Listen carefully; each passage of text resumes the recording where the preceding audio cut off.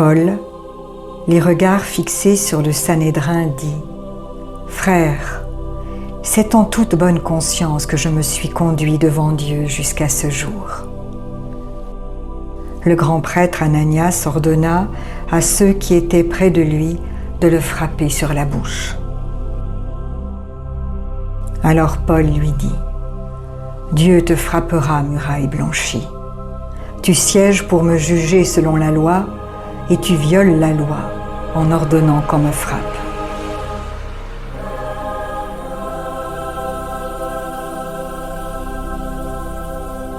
Ceux qui étaient près de lui dirent « Tu insultes le grand prêtre de Dieu ?»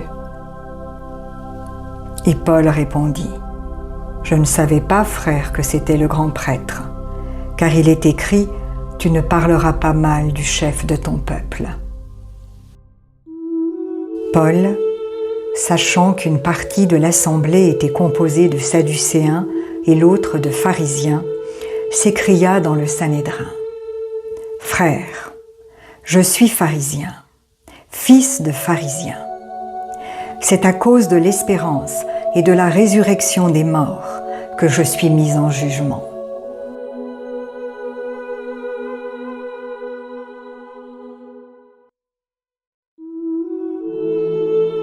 Quand il eut dit cela, une dispute s'éleva entre les pharisiens et les sadducéens, et l'assemblée se divisa. Car les sadducéens disent qu'il n'y a pas de résurrection, ni d'ange, ni d'esprit, tandis que les pharisiens affirment toutes ces choses. Il y eut un grand tumulte, et quelques scribes du parti des pharisiens se levèrent, protestant fortement. Nous ne trouvons rien de mal en cet homme. Peut-être un esprit ou un ange lui a-t-il parlé? La dispute devenant violente, le tribun, craignant que Paul ne soit mis en pièces par eux, fit descendre des soldats pour l'enlever du milieu d'eux et le conduire à la forteresse.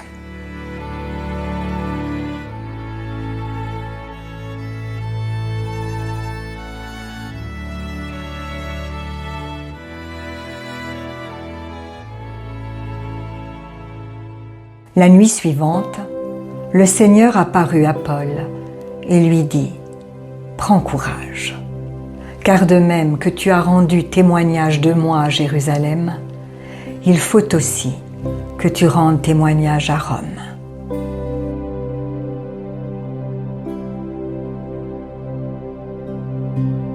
Quand le jour fut venu, les Juifs formèrent un complot et firent des serments solennels de ne ni manger ni boire jusqu'à ce qu'ils aient tué Paul. Ils étaient plus de 40 à avoir fait cette conjuration.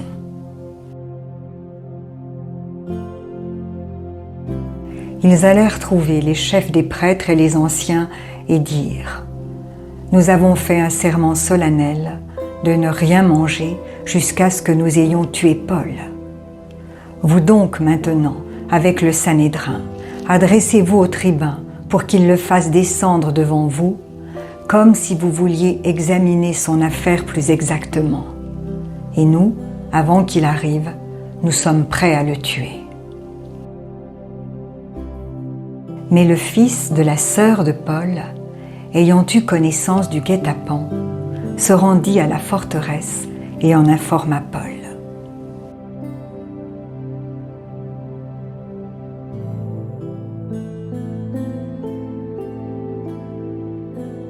Paul appela l'un des centurions et dit « Mène ce jeune homme vers le tribun, car il a quelque chose à lui rapporter. » Le centurion prit le jeune homme, l'amena au tribun et dit « Le prisonnier Paul m'a appelé et m'a prié de t'amener ce jeune homme qui a quelque chose à te dire. »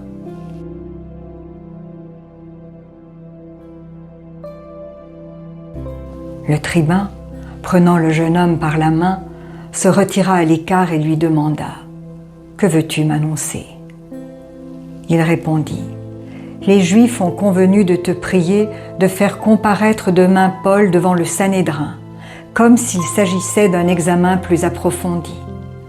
Ne les écoute pas, car plus de 40 d'entre eux lui tendent un piège.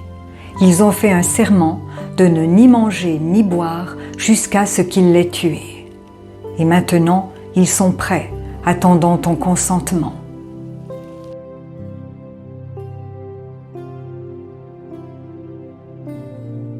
Le tribun renvoya le jeune homme après lui avoir recommandé « Ne dis à personne que tu m'as révélé cela. »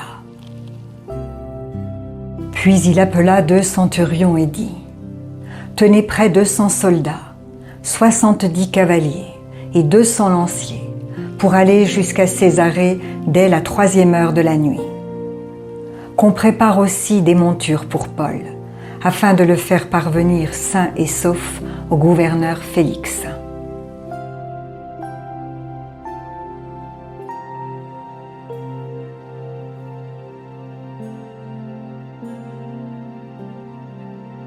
Il écrivit une lettre ainsi conçue. « Claudius Lysias, au très excellent gouverneur Félix, salut. Cet homme avait été saisi par les Juifs, et ils allaient le tuer, lorsque je suis survenu avec la troupe et l'ai arraché de leurs mains, ayant appris qu'il était romain. Voulant savoir de quoi ils l'accusaient, je l'ai fait comparaître devant leur Sanhédrin. J'ai trouvé qu'il était accusé au sujet de questions relatives à leur loi, mais qu'il n'avait commis aucun crime méritant la mort ou la prison. Informé qu'un complot se tramait contre cet homme, je l'ai aussitôt envoyé vers toi, en ordonnant à ses accusateurs de porter plainte contre lui devant toi.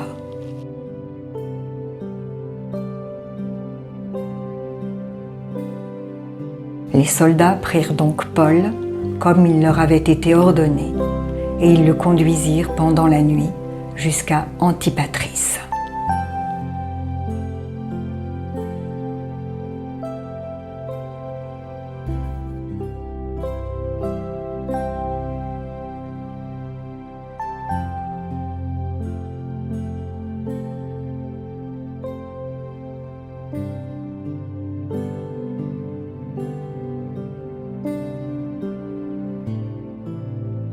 Le lendemain, ils laissèrent les cavaliers continuer avec lui et retournèrent à la forteresse.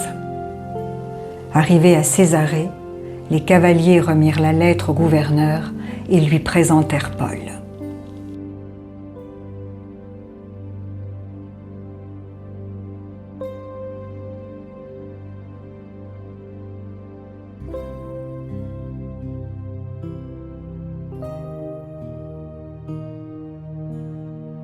Après l'avoir lu, Félix demanda de quelle province il était, et ayant appris qu'il était de Cilicie, il dit « Je t'entendrai quand tes accusateurs seront venus aussi. » Et il ordonna qu'on le gardât dans le prétoire d'Hérode.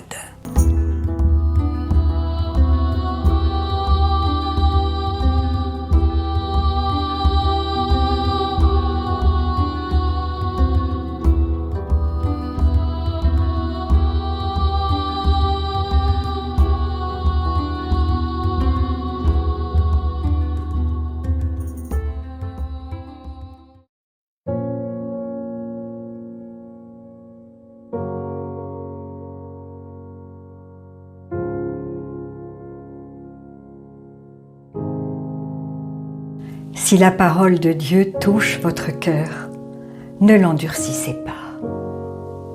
C'est Jésus qui se manifeste.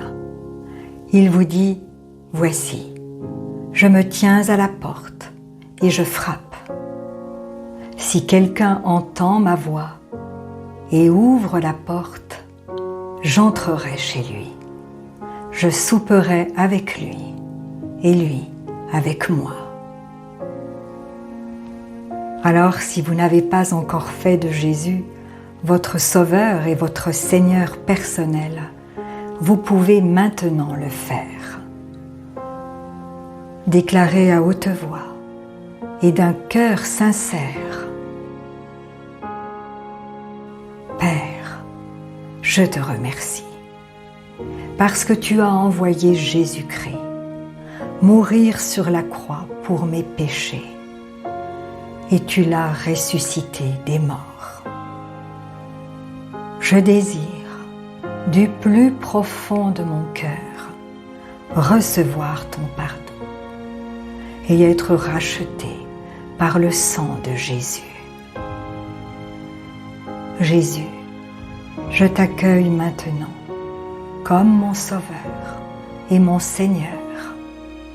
Je renonce désormais au péché et je veux te suivre tous les jours de ma vie. Au nom de Jésus. Amen. Si vous avez fait cette prière, dites-le nous simplement dans les commentaires. Nous prierons pour vous et nous nous réjouirons avec le ciel tout entier, car Jésus a dit « Il y a plus de joie dans le ciel pour un seul pécheur qui se repent que pour 99 justes qui n'ont pas besoin de repentance. » Puis continuez de vous fortifier et de vous purifier par la parole de Dieu. La foi vient, mais elle ne vient que d'une seule source, de ce que l'on entend de la parole de Christ. Demandez au Saint-Esprit de vous guider et de vous éclairer. Il vous conduira dans toute la vérité. Il vous équipera pour toutes les circonstances de votre vie. Vous verrez que peu à peu, il vous révélera ce que ne peuvent comprendre ceux qui ne s'attachent pas à la parole. Car l'homme naturel n'accepte pas ce qui vient de l'Esprit de Dieu. C'est une folie pour lui et il est incapable de le comprendre parce que c'est spirituellement qu'on en juge. Et ne restez pas seul. Trouvez une assemblée qui se nourrit de la parole et y est fidèle. Et s'il n'y en a pas autour de vous, demandez au Saint-Esprit de vous faire rencontrer des frères et sœurs qui, comme vous, ont le désir de connaître Jésus plus profondément, de l'aimer et de le servir tel que lui le désire. Et soyez vigilants dans les enseignements que vous recevez, car Jésus nous a avertis. Plusieurs faux prophètes s'élèveront et ils séduiront beaucoup de gens. Et en toute chose, faites une confiance absolue au Seigneur et vous serez richement bénis.